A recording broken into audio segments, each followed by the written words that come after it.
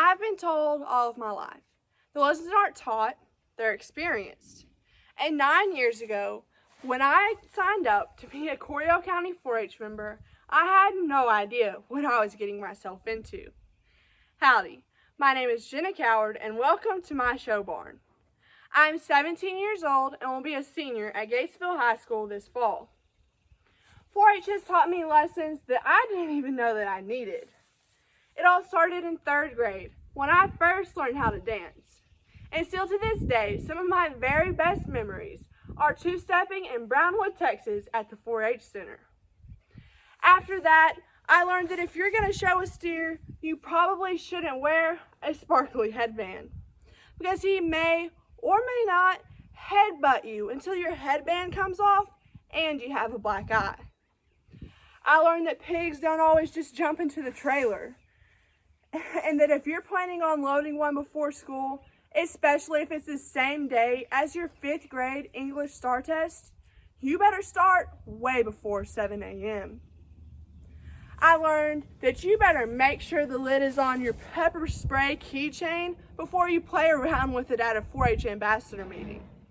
Because if not, you'll have to evacuate the entire extension office and have a very long talk with your mom, especially if she's your 4-H agent and was leading the meeting.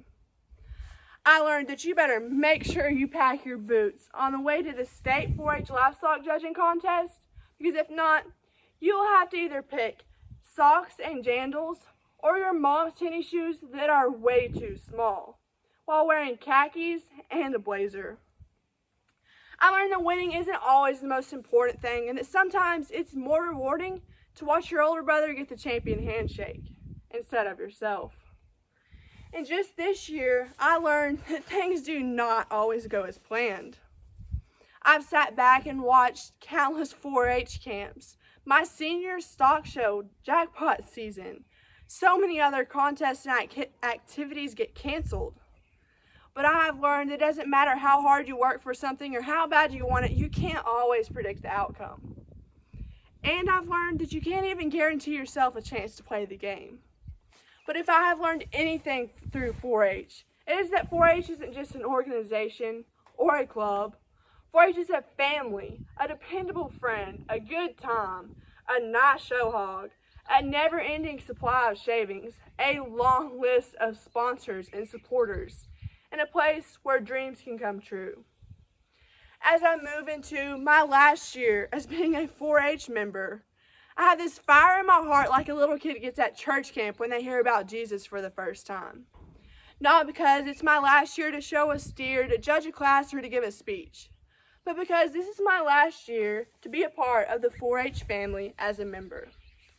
Although I'm already an advocate for the agriculture industry and hold leadership roles within my club, county, district, and state, I would love the opportunity to serve as your next District 8 chairman with my knowledge from my lessons learned.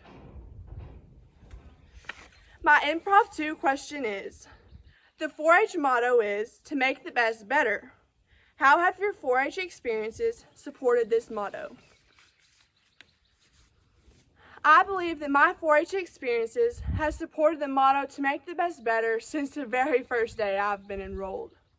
I've always been told that you give the best God gave you or you don't bother competing. And so that's what I hear when I hear the 4-H motto. I believe that District 8 is a great representation of this, because although District 8 is already the best in the state, our council officers, our members, and our advisors work hard every day to make the best even better.